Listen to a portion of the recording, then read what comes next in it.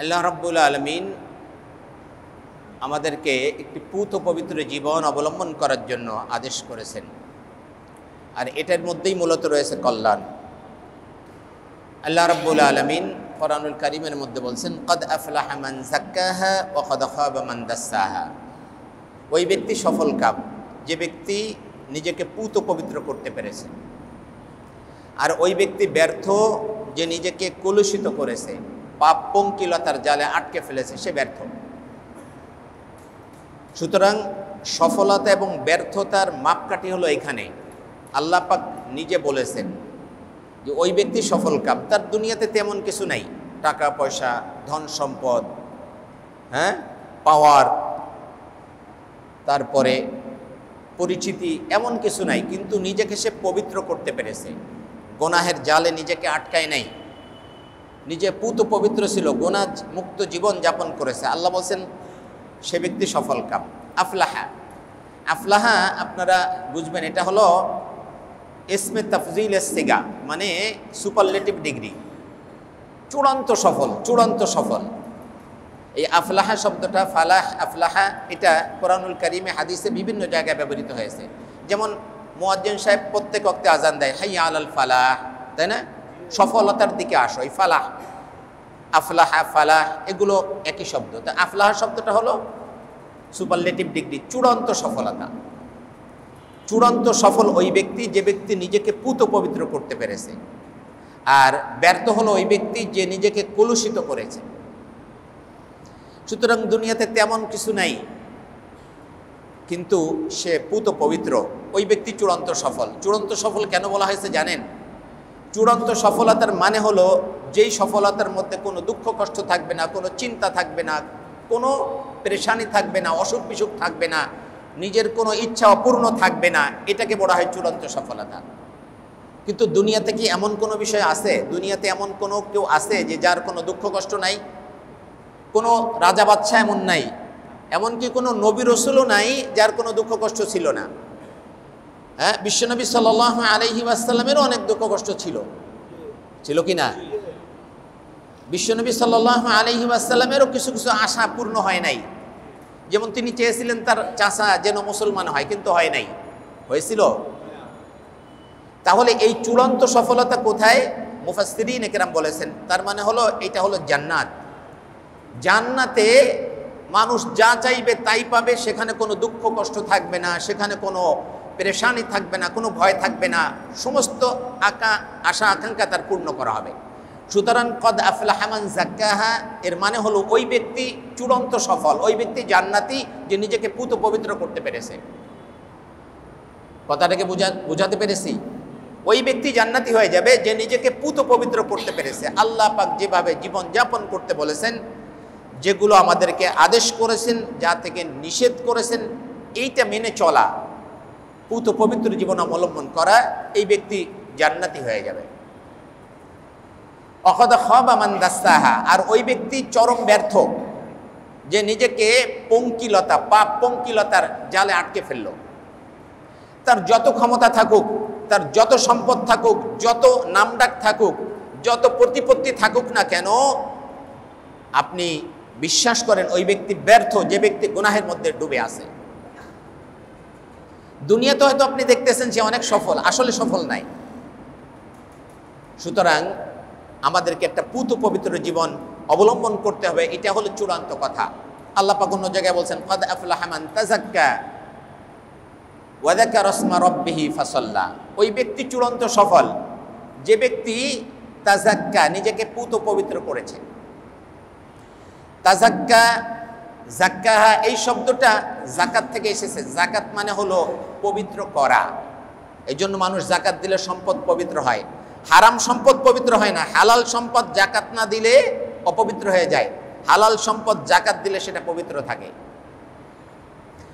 এই যাকাত বা তাজকিয়া যেটা, এটার মধ্যে অনেক ব্যাপক অর্থ।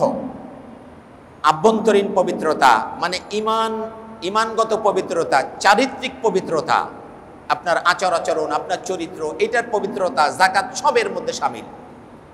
এই জন্য কদ আফলাহা মান যাক্কাহা বা কদ আফলাহা মান তাযাক্কা, এটার মধ্যে ইনক্লুড আপনার ভিতর বাহির, আপনার ইমান, ইমানগত পবিত্রতা, চারিত্রিক পবিত্রতা, সম্পদের পবিত্রতা, সব কিছু এর মধ্যে শামিল। এটা যখন আপনি করতে পারবেন তো আল্লাহ পাক বলছেন তুমি জান্নাতি। এই জন্য আমরা চারিত্রিক পবিত্রতা, আভ্যন্তরীণ পবিত্রতা অর্থাৎ শিরক মুক্ত ঈমান, বেদাত মুক্ত আমল এবং চারিত্রিক যে সৌন্দর্য আল্লাহর হাবিব আমাদেরকে শিক্ষা দিয়েছেন, এই আচরণগুলো যেন আমরা মানুষের সাথে করতে পারি। আল্লাহ পাক আমাদেরকে তৌফিক দান করুন। আমরা রমজানে এরকম একটা চেষ্টা করেছি, গোনা থেকে বেঁচে থাকার, বেশি ভালো আমল করার একটা চেষ্টা করেছি, তাই না? আমি গত জুমায় বলেছিলাম যে এটা আমাদের জন্য একটা প্যাকেজ প্রোগ্রাম ছিল। এক মাসের একটা প্যাকেজ প্রোগ্রাম ছিল, যেন আমরা নিজেকে উন্নত করতে পারি। আমাদের স্পিরিচুয়াল পাওয়ার যেটা, আমাদের ইমানি শক্তি যেটা, এটা যেন আমরা বাড়াতে পারি, বৃদ্ধি করতে পারি। এটা একটা প্রশিক্ষণ আমাদেরকে দেওয়া হয়েছে। প্রশিক্ষণ দেওয়া হয়, আমি বলেছি যে আমাদের দেশে সেনাবাহিনী আছে, তাদেরকে প্রশিক্ষণ দেওয়া হয়। যখন প্রশিক্ষণ দেওয়া হয় তখন কিন্তু শত্রু থাকে না, শত্রুমুক্ত অবস্থায় তাদেরকে প্রশিক্ষণ দেওয়া হয়। এক জায়গায় তারা গুলি করে, চানমারিতে গুলি করে। তো এই জন্য প্রশিক্ষণ দেওয়া হয় না যে সারা জীবন তুমি চানমারিতে গুলি করবা, বরং প্রশিক্ষণ এই জন্য দেওয়া হয় যে দেশ যদি শত্রু দ্বারা আক্রান্ত হয় তখন যেন তোমার এই প্রশিক্ষণটা তুমি কাজে লাগাতে পারো। ঠিক আপনাকে রমজানের 1 মাস ট্রেনিং দেওয়া হয়েছে, এক মাস প্রশিক্ষণ দেওয়া হয়েছে শয়তানকে বেঁধে রেখে। আপনার জীবনের সবচেয়ে বড় শত্রু শয়তানকে আবদ্ধ করে রেখে আপনাকে প্রশিক্ষণ দেওয়া হয়েছে। কেন? আপনি এই প্রশিক্ষণটা যেন রমজানের পরে শয়তানকে যখন ছেড়ে দেওয়া হবে তখন যেন এটা কাজে লাগাতে পারেন।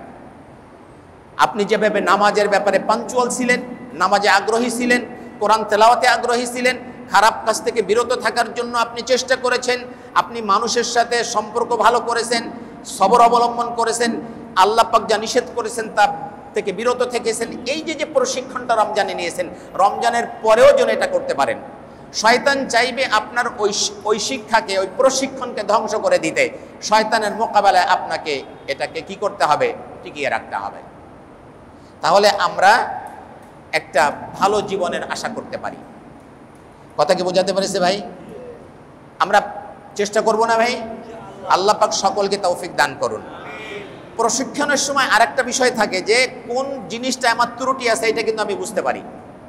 হ্যাঁ, আমার দোয়া কালামে ত্রুটি আছে, আমার নামাজের মধ্যে কি ত্রুটি আছে, কোরআন তেলাওয়াত আমি করতে পারি কিনা, এই যে ত্রুটিগুলো, এইটাও যেন আমি কি রিকভার করতে পারি, এটাও যেন আমি আমার জীবনে বাস্তবায়ন করতে পারি, ভালো করে শিখতে পারি, এটাও কিন্তু আপনাকে চেষ্টা করে যেতে হবে। এটা হলো আরেকটি বিষয়। আমরা একটা উন্নত চরিত্র, উন্নত একটা জীবন আল্লাহ পাক আমাদেরকে দিয়েছেন। এই উন্নত চরিত্র, উন্নত জীবনের একটা বড় বিষয় হলো মানুষের সাথে সদাচরণ। মানুষের সাথে সদাচরণ, এইটা হলো এমন একটি বিষয়, এটাকে আখলাক বলা হয়। আখলাকুল হাসানা। এই আখলাকটা এমন একটি বিষয়, জান্নাতে যাওয়ার এর কোনো বিকল্প রাস্তা নাই। আর এটা যদি কারো নষ্ট হয় তাহলে তার জন্য জাহান্নাম অবধারিত। আখলাক, মানুষের সাথে আচরণ, এটা আমরা বুঝতেই পারি না, আমরা অনেকে বুঝিই না। অনেকে দেখবেন যারা নামাজ পড়ে না, রোজা রাখে না, তাদের কথা বাদ দিলাম, অনেকে আছে নামাজ পড়তে পড়তে কপালে দাগ ফেলে পড়ে গেছে, মানুষের সাথে খারাপ আচরণ করে। আছে কিনা এরকম? আল্লাহ, সাবধান হতে হবে। আজকে আমরা এর উপর একটু আলোচনা করব, আমাদের এই জায়গাটা কি পরিমাণ আমাদের সংশোধন হওয়া দরকার। মানুষের সাথে ভালো আচরণ করা, এটা ইসলাম কিভাবে আমাদেরকে তাকিদ দিয়েছে, এটা কতটা গুরুত্বপূর্ণ আমরা বুঝতেই পারি না। আল্লাহ, আবু হুরায়রা রাদিয়াল্লাহু আনহু থেকে বর্ণিত হাদিসটি মুসনাদে আহমদের মধ্যে উল্লেখ করা হয়েছে। এক এলাকা থেকে কিছু লোক আসছে বিশ্বনবী সাল্লাল্লাহু আলাইহি ওয়াসাল্লামের কাছে, বলছে, ইয়া রাসূলুল্লাহ, আমাদের এলাকায় এক মহিলা আছে, অনেক নামাজ পড়ে, অনেক রোজা রাখে, ফরজ ওয়াজিব এগুলো তো করেই, এত বেশি নফল নামাজ পড়ে, হ্যাঁ, অধিকাংশ সময় সে নফল নামাজ পড়ে, অনেক দান সদকা করে, সারা বছর প্রায় রোজা রাখে, এত আমল করে, কিন্তু তার মুখটা খুব তিতা। মুখটা কি তিতা, মানুষের সাথে খারাপ আচরণ করে, কথা বললে মানুষকে কষ্ট দিয়ে কথা বলে, খোঁচা মেরে কথা বলে। এরকম আছে না কিছু মানুষ? বলে, ইয়া রাসূলুল্লাহ, এরকম তার আচরণ। মানুষের সাথে ভালো আচরণ করেন, অথচ নামাজ রোজায় সে সাংঘাতিক পটু। তার ব্যাপারে আপনি কি বলেন? বিশ্বনবী সাল্লাল্লাহু আলাইহি ওয়াসাল্লাম বললেন, সে জাহান্নামী। স্পষ্ট কথা, সে জাহান্নামী। সুতরাং যারা এরকম আসি আমরা একটু সাবধান হই। অনেক নামাজ পড়তেছি, অনেক রোজা রাখতেছি, অনেক দান সাদকা করতেছি, অনেক কিছু করছি, কিন্তু মানুষের সাথে আচরণ ভালো করি না। আছে কিনা এরকম? আল্লাহ, অথচ মানুষের সাথে ভালো আচরণ করার এটা এত তাকিদ দেওয়া হয়েছে ইসলামে। বিশ্বনবী সাল্লাল্লাহু আলাইহি ওয়াসাল্লাম বলছেন, আল কালিমাতুত তাইয়্যিবাতু সাদাকা, তুমি মানুষের সাথে একটা ভালো কথা বলো, এটা সাদাকা। হাসি মুখে একটা সালাম দাও, এটা সাদাকা, এর মধ্যে সওয়াব আছে। আল্লাহ, বিশ্বনবী সাল্লাল্লাহু আলাইহি ওয়াসাল্লাম বলেন, ইন্না আসফালা শাইইন ইউদউ ফি মিজানিল মুমিনি ইয়াওমাল কিয়ামাতি খুলুকুন হাসানুন। কিয়ামতের ময়দানে নেকির পাল্লা সবচেয়ে বেশি ভারী হবে মানুষের উত্তম আচরণের কারণে। নামাজ নয়, রোজার কথা বলা হয় নাই, দান সাদকার কথা বলা হয় নাই। বিশ্বনবী সাল্লাল্লাহু আলাইহি ওয়াসাল্লাম বলছেন যে কিয়ামতের ময়দানে নেকির পাল্লা সবচেয়ে বেশি ওজনদার হবে মানুষের উত্তম আচরণের কারণে। মানুষের সাথে যে আপনি হাসি মুখে কথা বলতেন, মানুষের সাথে উত্তম আচরণ করতেন, ভালো কথা বলতেন, ভালো উপদেশ দিতেন, খারাপ কথা বলতেন না, মিথ্যা কথা বলতেন না, গালিগালাজ করতেন না, কটু কথা বলতেন না, তিক্ত কথা বলতেন না, এই যে উত্তম আচরণ করতেন, এইটা আপনার নেকির পাল্লাকে সবচেয়ে বেশি ভারী করে দিবে। আমরা কি বুঝতে পারি? বিশ্বনবী সাল্লাল্লাহু আলাইহি ওয়াসাল্লাম বলছেন, আকমালুল মুমিনিনা ঈমানান আহসানুহুম খুলুকান। মুমিনের ঈমান তো তখনই পরিপূর্ণ হবে যখন সে উত্তম আচরণ করবে। উত্তম আচরণ ছাড়া আপনার ঈমান পরিপূর্ণই হবে না।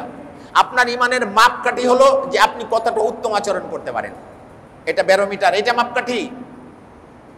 আপনি কতটা মানুষের সাথে সুন্দর আচরণ করেন, মানুষকে কতটা ভালোবাসতে পারেন, মানুষের সাথে কতটা স্যাক্রিফাইস করতে পারেন। রমজানে কিন্তু এই শিক্ষা দেওয়া হয়েছে আপনাকে আমাকে। বিশ্বনবী সাল্লাল্লাহু আলাইহি ওয়াসাল্লাম বলেছেন, রমজানে তুমি সবর অবলম্বন করবে, এতটা সবর, কেউ যদি তোমাকে গালি দেয়, ঝগড়া করতে আসে, তাহলে তুমি বলো, ভাই আমি রোজাদার। তুমি ঝগড়া করতে যেও না, আমি কি রোজাদার। এই শিক্ষাটা আমরা পেয়েছি না রমজানে? রমজানের পরেও যেন আমরা সেটা ধরে রাখতে পারি। রমজানের পরেও যেন আমি এই ঝগড়া ফাসাদ থেকে কি দূরে থাকতে পারি। আর একটা হাদিস মনে পড়লো, বিশ্বনবী সাল্লাল্লাহু আলাইহি ওয়াসাল্লাম বলেন যে আমি 3 শ্রেণীর মানুষকে হাতে ধরে জান্নাতে পৌঁছাই দেব। কান খাড়া করে শোনেন, হৃদয়ের কান দিয়ে শোনেন। বিশ্বনবী সাল্লাল্লাহু আলাইহি ওয়াসাল্লাম বলছেন, আমি 3 শ্রেণীর মানুষকে জান্নাতে পৌঁছাই দেব হাতে ধরে। আল্লাহু আকবার। তার এক শ্রেণীর মানুষ হলো যার ঝগড়া করার অধিকার ছিল। আপনি অন্যায়ভাবে আমাকে গালি দিচ্ছেন, অন্যায়ভাবে আমাকে কি করছেন, আমাকে কিছু বলতেছেন, আমার অধিকার আছে আপনার প্রতিবাদ করার, কিন্তু আমি প্রতিবাদ না করে চলে আসলাম, আমি প্রতিবাদ করি নাই। এরকম যদি করেন, বিশ্বনবী সাল্লাল্লাহু আলাইহি ওয়াসাল্লাম বলছেন যে তার তর্ক করার, ঝগড়া করার অধিকার থাকা সত্ত্বেও সে তর্ক ঝগড়া পরিহার করেছে, আমি তাকে হাতে ধরে জান্নাতে পৌঁছাই দিব। আল্লাহু আকবার। আবার বলছেন, যে ব্যক্তি জীবনে কখনো মিথ্যা কথা বলে নাই, হাসি তামাশার ছলেও মিথ্যা কথা বলে নাই। আছে না এরকম? আমরা হাসি তামাশার ছলে মিথ্যা কথা বলি। আল্লাহর হাবিব বলেছেন, হাসি তামাশার ছলেও মিথ্যা কথা বলে নাই, কৌতুক করেও মিথ্যা কথা বলে নাই, কখনো কোনো মিথ্যা কথা বলে নাই। এই ব্যক্তিকে আমি জান্নাতের মাঝখানে পৌঁছাই দিব। এই ব্যক্তিকে জান্নাতে পৌঁছাই দিবেন, জান্নাতের দরজায়। কিন্তু যে ব্যক্তি জীবনে কখনো মিথ্যা কথা বলে নাই, বিশ্বনবী সাল্লাল্লাহু আলাইহি ওয়াসাল্লাম বলেন, আমি তাকে হাতে ধরে জান্নাতের মাঝখানে পৌঁছাই দিব। আর যে ব্যক্তি মানুষের সাথে কখনো খারাপ আচরণ করে নাই, মানুষের সাথে সবসময় ভালো আচরণ করত, আখলাকুল হাসানা, উত্তম চরিত্র তার ছিল, মানুষের সাথে হাস্যোজ্জ্বলভাবে কথা বলতো, মানুষকে কষ্ট দিয়ে কখনো কথা বলতো না, এরকম চরিত্র যার, আমি তাকে জান্নাতের সর্বোচ্চ সম্মানিত স্থানে আমি তাকে পৌঁছাই দিব। তাহলে আমরা বুঝতে পারি যে এইটার মর্যাদাটা কত বেশি,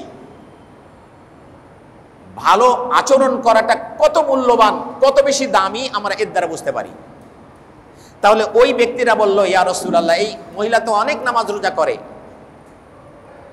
এমন অনেক নামাজ রোজা করে, সারা বছর প্রায় রোজা রাখে, আর দান সাদকা প্রচুর করে, কিন্তু মানুষকে কষ্ট দেয়, কথা তার ভালো না। কথায় আছে না এরকম কিছু মানুষ?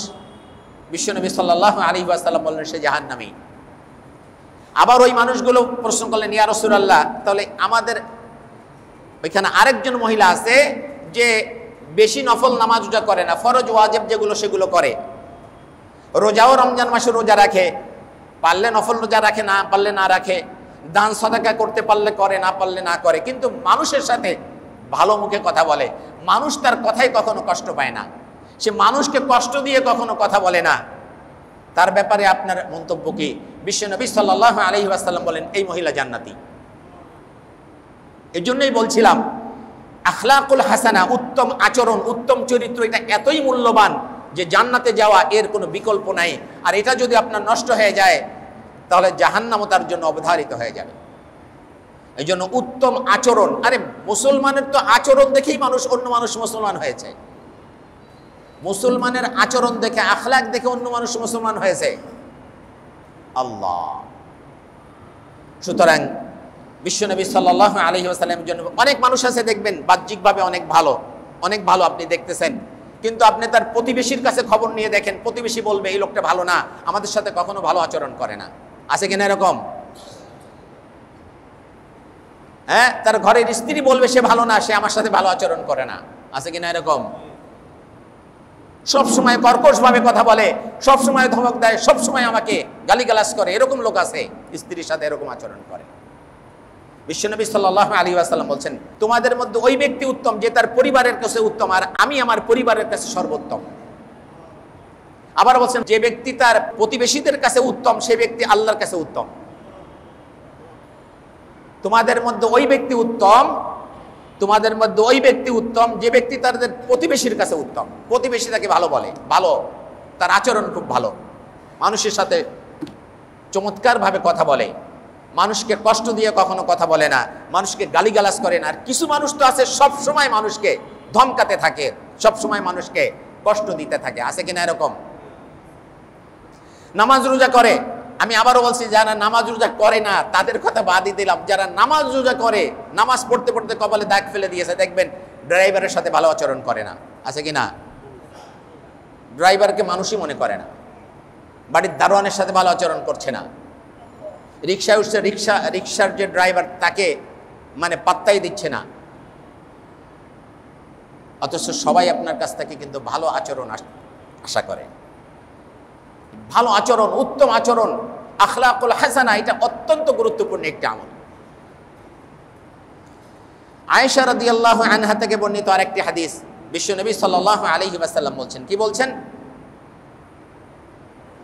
আয়েশা রাদিয়াল্লাহু আনহা বলেন যে সামি'তু রাসূলুল্লাহ সাল্লাল্লাহু আলাইহি ওয়াসাল্লাম, আমি রাসূল পাক সাল্লাল্লাহু আলাইহি ওয়াসাল্লামকে বলতে শুনেছি। কি বলতে শুনেছেন? ইন্নাল মুমিনা লা ইউদরাকু বিহুসনি খুলুকিহি দারাজাতা কাইমিল লাইলি ওয়া সাইমিন নাহার আও কামা ক্বালা আলাইহি সালাতু ওয়াত তাসলিম, রাওয়াহু তিরমিজি। হাদিসটি তিরমিজি শরীফে উল্লেখ করা হয়েছে। আম্মা জান আয়েশা রাদিয়াল্লাহু আনহা বলেন যে আমি আল্লাহর হাবিবকে বলতে শুনেছি, তিনি বলেছেন মুমিন ব্যক্তি, উত্তম চরিত্রের অধিকারী যে ব্যক্তি মুমিন, উত্তম চরিত্রের অধিকারী, মানুষের সাথে চমৎকার কথা বলে, হাস্যোজ্জ্বলভাবে কথা বলে, মানুষকে কষ্ট দেয় না, খোঁটা দিয়ে কথা বলে না, মানুষের দোষ ত্রুটি আছে জানার পরেও তাকে কিছু বলে না। আছে কিনা এরকম? আল্লাহ, এরকম যার চরিত্র, উত্তম চরিত্র, ওই ব্যক্তি সারা রাত জেগে জেগে যে ব্যক্তি আপনার তাহাজ্জুদ নামাজ পড়বে, সারাদিন রোজা রাখবে, এই উত্তম চরিত্র, এই ভালো আচরণ করার মাধ্যমে সারা রাত জেগে জেগে তাহাজ্জুদ নামাজ পড়া, সারাদিন রোজা রাখা যে সব, সেই সব সে পাবে। লা ইউদরাকু বিহুসনি খুলুকিহি দারাজাতা কাইমিল লাইলি ওয়া সাইমিন নাহার, ওই এক ব্যক্তি সারা রাত জেগে জেগে তাহাজ্জুদ নামাজ পড়েছে, সারাদিন রোজা রেখেছে, ওই ব্যক্তির মর্যাদা যত, এই ব্যক্তি শুধু মানুষের সাথে ভালো আচরণ করছে, এর মর্যাদা তো এত। সুতরাং আমরা এর দ্বারাই বুঝতে পারি যে ভালো আচরণটা কতটা জরুরি। আমরা যদি বিশ্বনবী সাল্লাল্লাহু আলাইহি ওয়াসাল্লামের দিকে তাকাই তাহলে বুঝতে পারবো যে তিনি কেমন শিক্ষা দিয়েছেন। বিশ্বনবী সাল্লাল্লাহু আলাইহি ওয়াসাল্লামের দীর্ঘ 10 বছরের খাদেম ছিলেন আনাস রাদিয়াল্লাহু আনহু। আল্লাহর হাবিব যখন মদিনায় গেলেন, হিজরত করে মদিনায় যাওয়ার পরে অনেকে অনেক উপহার দিলেন। আনাস রাদিয়াল্লাহু আনহুর আম্মা বললেন, ইয়া রাসূলুল্লাহ, আমার তো দেওয়ার কিছু নাই, সন্তানটা আপনাকে দিলাম, ও আপনার খেদমত করবে। আনাস তখন ছোট ছিলেন রাদিয়াল্লাহু আনহু, 10 বছর ছিলেন আল্লাহর হাবিবের খেদমতে মদিনার 10 বছর। আনাস রাদিয়াল্লাহু আনহু বললেন যে আমি তো আল্লাহর হাবিবের খেদমত করতে যেয়ে অনেক ভুল করেছি, কিন্তু আল্লাহর হাবিব জীবনে কখনো আমাকে ধমক দিয়ে বলেন নাই আনাস তুমি কেন এটা করেছো অথবা কেন এটা করো নাই। জীবনে কোনোদিন আমাকে ধমক দিয়ে কথা বলেন নাই। আমরা কি পারি আমাদের বাড়িতে যারা কাজ করছে বা আমাদের অধীনে যারা কাজ করছে, আমরা কি এরকম আছি, এরকম করতে পারছি? দেখবেন অনেক অফিসে আছে অনেক বস আছে, ভালো ম্যানেজার বা এমডি আছে, শ্রমিক যারা আছে বা তার অধীনস্থ যারা আছে তারা বলে ওহ স্যার খুব ভালো, সবার সাথে সুন্দর আচরণ করে, আছে কিনা এরকম? আবার অনেকের ব্যাপারে বলে এমন একজন এমডি আমাদের আছে, এমন একজন ম্যানেজার আছে, এটা কোনো মানুষ না, এরকমও বলে কিনা? ভাই এটা অত্যন্ত চমৎকার একটি বিষয়, আপনার উত্তম আচরণ। এটা আপনার জন্য, এটা আপনার পয়সা খরচ করতে হয় না, শুধুমাত্র চরিত্রকে পরিবর্তন করতে হয়। শুধুমাত্র আপনার আচরণের কারণে আপনার মর্যাদা এমন বেড়ে যায়, এই জন্য আচরণটাকে সুন্দর করতে হবে। বিশ্বনবী সাল্লাল্লাহু আলাইহি ওয়াসাল্লামের স্ত্রী ছিলেন খাদিজাতুল কুবরা রাদিয়াল্লাহু আনহা। আপনি জানেন মক্কার অত্যন্ত মহিয়সী এবং ধনী মহিলা ছিলেন। তো আগে তো আসলে গোলাম কেনা বেচা হতো। তো খাদিজা রাদিয়াল্লাহু আনহার ভাতিজা একটা গোলাম কিনে নিয়ে গেলেন, ছোট্ট একটা বালক। এই বালকটা আসলে গোলাম নয়, আজাদ আর গোলাম এটাকে আপনারা বুঝেন। একটু বংশ পরম্পরায় কিছু আছে গোলাম, ওদেরকে কেনা বেচা করা হতো আগে, আর কিছু আছে যারা ছেলে ধরা ডাকাত, এরা স্বাধীনদেরকে ধরে এনে বাজার বিক্রি করে দিত। যেমন ইউসুফ আলাইহিস সালাম তো গোলাম ছিলেন না, ইউসুফ আলাইহিস সালামকে পথিকরা কুয়ার মধ্যে পেয়ে নিয়ে বিক্রি করে দিয়েছে, অথচ উনি স্বাধীন। এরকম ছিল। তো যায়েদ ইবনে হারিসা রাদিয়াল্লাহু আনহু ছেলে ধরারা নিয়ে মক্কায় বিক্রি করে দিল। কিনলেন কে? খাদিজাতুল কুবরা রাদিয়াল্লাহু আনহার ভাতিজা। কিনে নিয়ে বলল, ফুফু আপনার তো আসলে চলাচল করতে কষ্ট হয়, আপনার খেদমতের জন্য এইটা আমি গিফট করলাম, আপনাকে উপহার দিলাম, এই গোলামটা আপনাকে আমি উপহার দিলাম। খাদিজাতুল কুবরা রাদিয়াল্লাহু আনহার কাছে আছে। আল্লাহর হাবিবের সাথে যখন বিবাহ বন্ধনে আবদ্ধ হলো, তখন আল্লাহর হাবিবকে খাদিজাতুল কুবরা রাদিয়াল্লাহু আনহা বললেন যে এই বালককে আমি আপনার জন্য গিফট করলাম, ও আপনার খেদমত করবে, ও এখন থেকে আপনার। আজাদ একজন স্বাধীন বালক হারিয়ে গেছে, কান্নাকাটি শুরু হয়ে গেছে, চতুর্দিকে তার বাবা মা চাচারা সব পরেশান হয়ে গেছে, খুঁজতে শুরু করে দিয়েছে, কোথাও পায় না। ওই এলাকার কিছু লোক মক্কায় এসেছিল। মক্কাতে তখন সারা বিশ্ব থেকে মানুষ আসতো, এখনো সারা বিশ্ব থেকে মানুষ যায়, এটা এমন একটা স্থান। ওই এলাকার লোক এসে দেখছে যে এখানে যায়েদ আছে, বাড়ি গিয়ে বলছে তোমার ছেলেকে তো মক্কায় দেখে এসেছি। বাবা চাচা দুজনে চলে এসেছে ছেলেকে নেওয়ার জন্য। ছেলেকে পেয়ে তো কান্নাকাটি শুরু করে দিয়েছে, বলছে যে আমাদের সন্তানদেরকে আমরা নিতে এসেছে। আল্লাহর হাবিব সাল্লাল্লাহু আলাইহি ওয়াসাল্লাম বললেন আমি তো জানি না যেটা তোমাদের সন্তান। বলছে আমার সন্তান স্বাধীন, এ গোলাম ছিল না। বলে আমি তো কিছুই জানি না। তখন বাবা চাচা বলছেন যে চলো আমাদের সাথে বাড়ি চলো। যায়েদ রাদিয়াল্লাহু আনহু বললেন যে না, আমি এমন একজন মানুষকে পেয়েছি, তাকে ছেড়ে আমি দুনিয়ার কোথাও যাব না। বাবা চাচা নিতে এসেছে, কিন্তু যায় নাই শুধু আল্লাহর হাবিবের চারিত্রিক গুণাবলী, তার আচরণ এত ভালো ছিল যে সে এখান থেকে যায় নাই, বাবা চাচার সাথে দেশে যায় নাই, আল্লাহর হাবিবের কাছে ছিলেন। এরপরে আল্লাহ হাবিব সাল্লাল্লাহু আলাইহি ওয়াসাল্লাম তাকে নিয়ে বাইতুল্লাহর সামনে গেলেন। বাইতুল্লাহর সামনে যে সবার সামনে ঘোষণা দিলেন, শোনো আজ থেকে যায়েদ আমার সন্তান, আজ থেকে যায়েদ আমার সন্তান। পরবর্তীতে আল্লাহ পাক এটা নিষেধ করে দিয়েছেন এবং মক্কার লোকেরাও বলতে শুরু করে যায়েদ ইবনে মুহাম্মদ সাল্লাল্লাহু আলাইহি ওয়াসাল্লাম। আল্লাহ পাক পরে নিষেধ করে দিলেন কোরআনুল কারীমে, মা কানা মুহাম্মাদুন আবা আহাদিম মির রিজালিকুম ওয়ালাকিন রাসূলুল্লাহি ওয়া খাতামান নাবিয়্যিন। মুহাম্মদ সাল্লাল্লাহু আলাইহি ওয়াসাল্লাম কোনো পুরুষের পিতা নন, বরং তিনি শেষ নবী, তিনি আল্লাহ রসুল এবং শেষ নবী, এই ঘোষণা দিলেন। পরবর্তীতে তার মানে হলো বালক পুত্র বালক কন্যা, এটা কখনো আপন পুত্র বা কন্যা হতে পারে না। কথা বোঝা গেছে? এই জন্য এখান থেকে আরেকটা মাসআলা আপনারা শিখে নেন, সেটা হলো অনেকে পুত্র পালক আনেন কিনা, কন্যাকে পালক আনেন কিনা, এটা ভালো করে খেয়াল করবেন। যে ছেলেকে পালক পুত্র হিসেবে আনলেন, এই ছেলে যখন বড় হবে তখন এই মায়ের যদি দুধ সে না খায়, তাই মায়ের সাথে দেখা দেওয়া তার জায়েজ নাই, কারণ সে আসলে তার মা নয়। আসলে কি তার মা? যদি দুধ খাইতো তাহলে অন্তত দুধ মা হতো, কিন্তু আসলে তো তার সাথে রক্তের কোনো সম্পর্ক নাই, সুতরাং জায়েজ নাই দেখা দেওয়া। ঠিক একইভাবে আপনি পালক কন্যা আনলেন, একটা মেয়েকে পালক নিয়ে আসলেন, এই মেয়েটা যখন বড় হলো, অ্যাডাল্ট হয়ে গেল, তো এই মেয়েটা যদি আপনার স্ত্রীর দুধ পান না করে, তাহলে এই মেয়েটাতে পরবর্তীতে মেয়ের সাথে দেখা দেয় আপনার জন্য জায়েজ নাই, কারণ এই মেয়েটা আপনার রক্তের কেউ নাই অথবা দুধ সম্পর্কের কেউ নাই, সুতরাং তার সাথে দেখা দেওয়া জায়েজ নেই। পালক রাখা যাবে, কিন্তু এটা দেখা দেওয়া জায়েজ নেই, পর্দা করতে হবে। আল্লাহ তাহলে এই যে আল্লাহর হাবিবের বলছিলাম, আল্লাহর হাবিবের চরিত্রটা এমন ছিল যে যায়েদ ইবনে হারিসা রাদিয়াল্লাহু আনহু তিনি আর আল্লাহর হাবিবের কাছ থেকে কখনোই গেলেন না, সারা জীবন তিনি এখানেই থেকে গেলেন। আমাদের চরিত্রটা কেমন? আসলে আমরা কি আমাদের চরিত্রটাকে সেরকম সুন্দর করতে পারছি কিনা? আপনার প্রতিবেশী আপনার কাজে সন্তুষ্ট কিনা, আপনার আচরণে সন্তুষ্ট কিনা? যদি সন্তুষ্ট হয়, আপনার স্ত্রী আপনার পরিবার আপনার ব্যাপারে সন্তুষ্ট কিনা? আপনি বাসায় ঢুকে, কিছু মানুষ আসতে দেখবেন বাসায় ঢুকে এমন অবস্থায় যে তার পরিবার, তার সন্তান, তার স্ত্রী সব তটস্থ থাকে, সব ভয়ে কম্পিত থাকে, আছে কিনা এরকম? কেন এরকম হবে? আরে আপনি যখন বাসায় ঢুকবেন, আপনার স্ত্রী যেন আপনাকে সালাম দেয়, আপনার সন্তানরা যেন দৌড়ে এসে আপনার কাছে আদর পায়, ভালোবাসা পায়। আপনার চরিত্র এমন হওয়া দরকার ছিল। আপনি যখন বাইরে বের হবেন, আপনার প্রতিবেশীরা যেন আপনাকে দেখে আপনার সাথে সুন্দর আচরণ করেন, আপনি যেন তাদের সাথে সুন্দর আচরণ করেন, এরকম একটা অবস্থা তৈরি হওয়া দরকার ছিল। কিন্তু আপনি নিজেকে অনেক বড় কিছু মনে করছেন, অথবা যে কারণেই হোক আপনি প্রতিবেশীর সাথে ভালো সম্পর্ক রাখেন নাই, পরিবারের সাথে ভালো সম্পর্ক রাখতে পারেন নাই।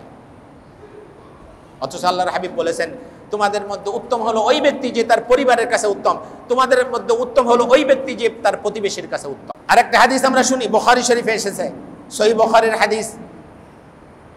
আল্লাহর হাবিব বলছেন, আল্লাহি লা ইউমিনু, আল্লাহি লা ইউমিনু, আল্লাহি লা ইউমিনু, মানে আল্লাহর কসম ওই ব্যক্তি মুমিন নয়, আল্লাহর কসম ওই ব্যক্তি মুমিন নয়, আল্লাহর কসম ওই ব্যক্তি মুমিন নয়। তিনবার বলছেন। সাহাবারা তো অস্থির হয়ে গেলেন, কিলা মানি ইয়া রাসূলুল্লাহ, আল্লাহর হাবিব তিনবার কসম করে বলছেন ওই ব্যক্তি মুমিন নয়, ওই ব্যক্তি মুমিন নয়, ওই ব্যক্তি মুমিন নয়। একটু আমরা দুরূদ শরীফ পড়ি।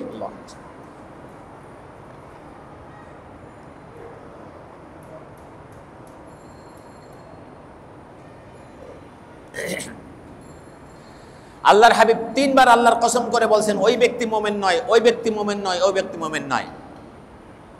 সাহাবারা বললেন, কিলা মানি ইয়া রাসূলুল্লাহ, কোন সে ব্যক্তি ইয়া রাসূলুল্লাহ? আল্লাহর হাবিব বললেন, আল্লাযী লা ইউমিনু জারুহু বাওয়াইকাহু, আল্লাযী লা ইয়ামানু জারুহু বাওয়াইকাহু, ওই ব্যক্তি যার অনিষ্ট থেকে তার প্রতিবেশী নিরাপদ নয়, যার অনিষ্ট থেকে, যার কষ্ট থেকে তার প্রতিবেশী নিরাপদ নয়, সে ব্যক্তি মোমেন নয়। আমি কতটুকু মোমেন?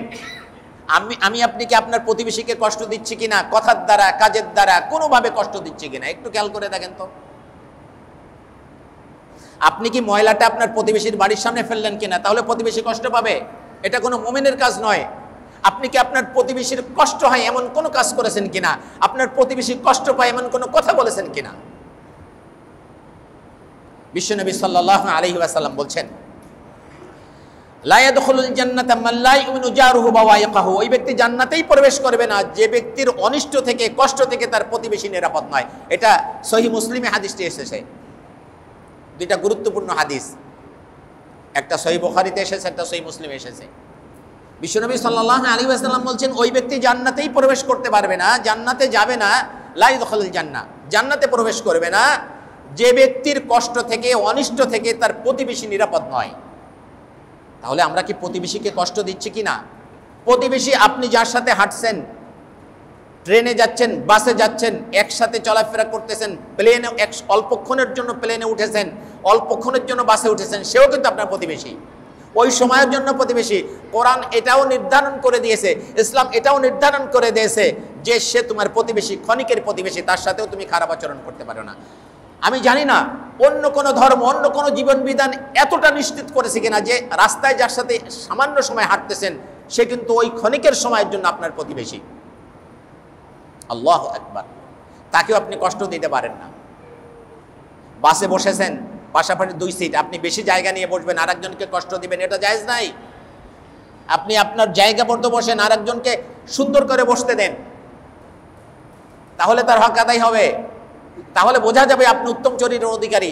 আপনি একেবারে বেশি জায়গা নিয়ে বসবেন, আরেকজনকে কষ্ট দিবেন, এটা কোনো মুমিনের আচরণ নয়। এটা একটা উদাহরণ দিলাম। এরকম সব ক্ষেত্রে ভাই, সব ক্ষেত্রে এরকম। আরেকটা হাদিস আমরা শুনি, বিশ্বনবী সাল্লাল্লাহু আলাইহি ওয়াসাল্লাম বলছেন যে মাইয়াদমানু লি মা বাইনা লিহিয়াইহি ওয়া মা বাইনা রিজলাইহি আদমানু লাহুল জান্নাহ, যে ব্যক্তি আমাকে 2টা জিনিসের নিরাপত্তা দিবে আমি তাকে জান্নাতের নিরাপত্তা দিব। যে ব্যক্তি আমাকে 2টি জিনিসের 2টি অঙ্গের গ্যারান্টি দিবে যে সে এটাকে খারাপ কাজে ব্যবহার করবে না, তা আমি তার জন্য জান্নাতের গ্যারান্টি দিলাম। মাইয়াদমানু লি মা বাইনা লিহিয়াইহি ওয়া মা বাইনা রিজলাইহি আদমানু লাহুল জান্নাহ, যে ব্যক্তি আমাকে এই গ্যারান্টি দিবে যে তার 2 চোয়ালের মাঝখানে, অর্থাৎ মুখ 2 চোয়ালের মাঝখানে কি থাকে? মা বাইনা লিহিয়াইহি, 2 চোয়ালের মাঝখানে জিহ্বা, এই জিহ্বা দ্বারা কাউকে কষ্ট দিবে না, কথার দ্বারা কষ্ট দিবে না, কাজের দ্বারা কষ্ট দিবে না। বিশেষ করে জিহ্বার কথা বলছেন এখানে।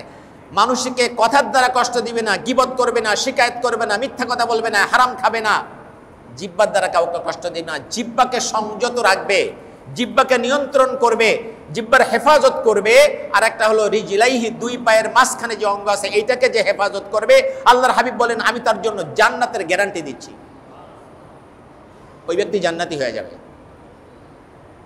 তাহলে এর দ্বারা আমরা বুঝতে পারি আমাদের চরিত্রকে কতটা সুন্দর করা দরকার। আমরা যদি জান্নাতি হতে চাই, ওই 2 মহিলার কথা মনে আছে তো? মনে আছে না? নামাজ পড়তে পড়তে শেষ নাই, রোজা রাখতে রাখতে শেষ নাই, কিন্তু মানুষের সাথে খারাপ আচরণ করে, আল্লাহর হাবিব বলেন সে জাহান্নামী। আর আপনি অল্প নামাজ পড়েন, ফরজ ওয়াজিব পড়েন, নফল বেশি পড়তে পারেন না, রোজা শুধু রমজান মাসের ফরজ রাখেন, নফল রোজা খুব একটা রাখতে পারেন না, সাদাকা যাকাত ফরজ হলে যাকাত দেন, হ্যাঁ, নফল সাদকা খুব দিতে পারেন না, কিন্তু মানুষের সাথে ভালো আচরণ করেন, মানুষের সাথে উত্তম আচরণ করেন, আপনার জন্য জান্নাতের গ্যারান্টি বিশ্বনবী সাল্লাল্লাহু আলাইহি ওয়াসাল্লাম বলেছেন। সুতরাং এখন থেকে আমরা পারবো না ভাই ভালো আচরণ করতে? মানুষের সাথে কখনোই খারাপ আচরণ করব না। অন্য আমার সাথে খারাপ আচরণ করুক, কিন্তু আমি করব না। সিলমান কাতাকা, আল্লাহর হাবিব বলছেন সিলমান কাতাকা, কেউ তোমার সাথে সম্পর্ক নষ্ট করতে চায় তুমি সম্পর্ক জুড়ে রাখো, কেউ তোমার সাথে খারাপ আচরণ করছে তুমি ভালো আচরণ করো, তোমার সাথে খারাপ আচরণ করছে তুমি ভালো আচরণ দিয়ে তার প্রতিশোধ দাও। প্রতিশোধটা কিভাবে নেবেন? আপনার সাথে, আপনাকে একটা গালি দিয়েছে, আপনি 2টা গালি দিয়ে প্রতিশোধ নেবেন না। বিশ্বনবী সাল্লাল্লাহু আলাইহি ওয়াসাল্লাম বলছেন তুমি তার সাথে ভালো আচরণ করে প্রতিশোধ নাও। ওই ব্যক্তি একদিন লজ্জা পাবে যে আমি কেন তার সাথে খারাপ আচরণ করেছিলাম। তুমি ভালো আচরণ করো। ও নিচু হয়েছে, ও খারাপ আচরণ করেছে, ও তার মানবতাকে ভুলুণ্ঠিত করেছে, কিন্তু তুমি কেন করতে যাবে? তুমি তোমার মানবতা, উদারতাকে তুমি প্রকাশ করো। একজনে খারাপ আচরণ করলো, মানবতা ধ্বংস করলো, তার আচরণটা মানুষের আচরণের পর্যায়ে পড়ে না। আমরা অনেক সময় বলি একদম জানোয়ারের মতো আচরণ করেছে, বলি কি না? তো একজন জানোয়ার হলো, তুমিও জানোয়ার হয়ে যাবে নাকি? তুমি মানবতা দেখাও। আল্লাহ, তুমি মানবতা দেখাও, এটাই হলো মূল কথা, ইসলামের মূল কথা। সুতরাং উত্তম আচরণ, মানুষের সাথে উত্তম আচরণ, এটা জান্নাতে যাওয়ার এটার কোনো বিকল্প নাই। আর আপনার আচরণ যদি খারাপ হয়ে যায়, মানুষ আপনার থেকে দূরে সরে যাবে, দেখবেন মানুষ আপনার কাছে আসবে না, মানুষ আপনাকে শ্রদ্ধা করবে না, হয়তো সালাম দিবে, ভয়ে ভয়ে সালাম দিবে, কিন্তু আপনার কাছে আসবে না, আপনাকে মোহাব্বত করবে না, আপনাকে ভালোবাসবে না। কিন্তু মানুষের সাথে যদি আপনি ভালো আচরণ করেন, ইসলাম যেটা বলেছে, মানুষের সাথে যদি আপনি উত্তম আচরণ করেন, মানুষ আপনাকে শ্রদ্ধা, অন্তর থেকে শ্রদ্ধা করবে, অন্তর থেকে ভালোবাসবে।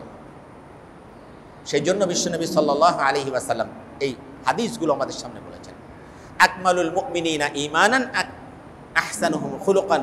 তুমি কতটা ঈমানদার, তুমি কতটা মুমিন, এটা বোঝা যাবে তোমার আচরণের মাধ্যমে। তোমার আচরণ যত সুন্দর, আচরণ যদি সুন্দর হয়, তাহলে বোঝা যাবে তোমার ঈমানটাও পরিপূর্ণ হয়েছে। সুতরাং আমরা কারোর সাথে খারাপ আচরণ করব না। রাজি আছে না ভাই? হোক না সে আমার ড্রাইভার, হোক না সে আমার দারোয়ান, হোক না সে রিক্সাওয়ালা, হোক না সে মাছ বিক্রি করে, হোক না সে জুতা সেলাই করে, সমস্যা নাই, সেও তো একজন মানুষ।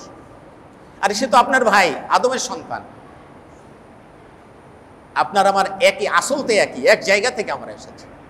কাউকে আমরা ছোট করে দেখবো না। আল্লাহ হাবিব সাল্লাল্লাহু আলাইহি ওয়াসাল্লাম বলছেন, আল্লাহ পাক বলতেছেন হাদিসে কুদসি, আল্লাহ পাক বলছেন যে আল কিবরিয়া ও রিদাই, অহংকার হলো আমার চাদর, গর্ব হলো আমার লুঙ্গি। এই দুইটা নিয়ে যে টানাটানি করে, আল্লাহ পাক বলেন যে অবশ্যই আমি তাকে জাহান্নামে নিক্ষেপ করব।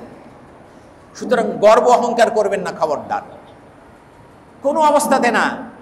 আরে কি নিয়ে গর্ব করেন আপনি? আপনি কি একবারও দেখেছেন আপনার সৃষ্টিকর্তাকে? হ্যাঁ, এই জন্য আরেকটা হাদিস আসছে, বিশ্বনবী সাল্লাল্লাহু আলাইহি ওয়াসাল্লাম বলছেন যে ইয়াকুমুল হাসাদ ফাইনাল হাসাদা ইয়াকুলুল হাসানাত কামা তাকুলুন নারুল হাতাব। হাসাদ থেকে, হিংসা অহংকার থেকে বেঁচে থাকো, পরস্ত্রী কাতরতা থেকে বেঁচে থাকো, কারণ এটা তোমার নেক আমলকে সেভাবে ধ্বংস করে দেয় যেভাবে আগুন কাঠকে ধ্বংস করে দেয়। বিশাল হাজার হাজার মন কাঠ আছে এক জায়গায়, এটাকে ধ্বংস করার জন্য মেজের কাঠির মধ্যে সামান্য যে আগুন আছে এটাই যথেষ্ট নয়। এই সামান্য আগুন ধরায় দেন, এক সময় দেখবেন সব ধ্বংস হয়ে যাবে। ঠিক একইভাবে আপনার অনেক নেক আমল আছে, নামাজ, রোজা, হজ, যাকাত, দান, সদকা অনেক করেছেন, কিন্তু ভিতরে হিংসা আছে, হাসাদ আছে। এই হিংসাটা এমন যে আপনার সমস্ত নেক আমলকে ধ্বংস করে দেবে এক সময়। সুতরাং এর থেকে বেঁচে থাকতে হবে। আমি আমি আমি বড়, এটা যখনই চিন্তা করবেন তখনই সব শেষ। এই জন্য এটা কখনো চিন্তা করবেন না। এই জন্য বিশ্বনবী সাল্লাল্লাহু আলাইহি ওয়াসাল্লাম চমৎকার একটা হাদিস বলেছেন, বুখারীতে এসেছে, নুমান বিন বাশির রাদিয়াল্লাহু আনহু থেকে বর্ণিত। বিশ্বনবী সাল্লাল্লাহু আলাইহি ওয়াসাল্লাম বলেন যে আলা ইন্না ফিল জাসাদি লামুদগাহ ইযা সালুহাত সালুহাল জাসাদু কুল্লুহু ওয়া ইযা ফাসাদাল জাসাদু কুল্লুহু আলা ওয়াহিয়াল কলব আও কামা ক্বালা আলাইহিস সালাতু ওয়াসসালাম। সাবধান, তোমাদের ভিতরে একটা মাংসপিণ্ড আছে, এইটা যদি পরিশুদ্ধ হয়ে যায় তোমাদের সব কাজ পরিশুদ্ধ হয়ে যাবে। ভিতরে একটা মাংসপিণ্ড আছে, আর এইটা যদি নষ্ট হয়ে যায় সব আমল নষ্ট হয়ে যাবে, সব কাজ তখন ধ্বংস হয়ে যাবে, সব খারাপ কাজ তখন তার থেকে প্রকাশ পাবে। সেটা কি? আলা ওয়াহিয়াল কলব, সেটা হলো অন্তঃকরণ। অন্তঃকরণ, কলব, অন্তর, যেটা অন্তরটাকে পরিশুদ্ধ করতে হবে। অন্তরটা যখন পরিশুদ্ধ হয়ে যাবে সব কাজ তখন পরিশুদ্ধ হয়ে যাবে, মানুষের সাথে আচরণও সুন্দর হয়ে যাবে। আর এটা যদি নষ্ট হয়ে যায় সব নষ্ট হয়ে যাবে। আরেকটা হাদিস বলে আমি শেষ করে দিব। আবু হুরায়রা রাদিয়াল্লাহু আনহু থেকে বর্ণিত হাদিস, তিরমিজি শরীফ উল্লেখ করা হয়েছে। বিশ্বনবী সাল্লাল্লাহু আলাইহি ওয়াসাল্লামের কাছে কিছু সাহাবী প্রশ্ন করলেন, আন আকসারি সুইলা রাসূলুল্লাহ সাল্লাল্লাহু আলাইহি ওয়াসাল্লাম আন আকসারি মা ইদখুলুন নাস আল জান্নাহ ক্বালা তাকওয়াল্লাহি ওয়া হুসনুল খুলুক ওয়া সুইলা আন আকসারি মা ইদখুলুন নাস আন নার ক্বালা আল ফামু ওয়াল ফারজু।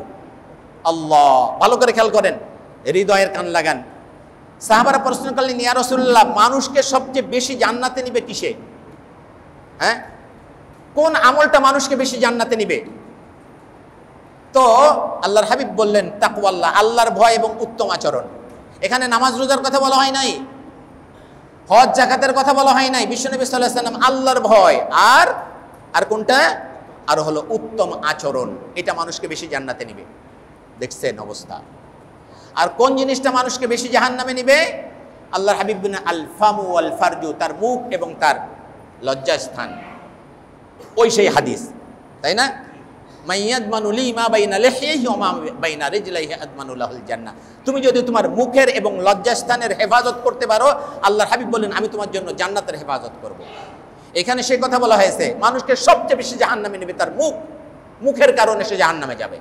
মুখ দ্বারা মানুষকে গালি দিয়েছিল, মুখ দ্বারা মানুষের বিপদ শিকায়ত করেছিল, মুখ দ্বারা মানুষকে কষ্ট দিয়েছিল, তিক্ত কথা বলেছিল, মুখ দ্বারা মানুষকে কি ধমক দিয়েছে, মানুষকে কষ্ট দিয়েছে, মানুষকে গালি দিয়েছে, মুখ দ্বারা হারাম খেয়েছে।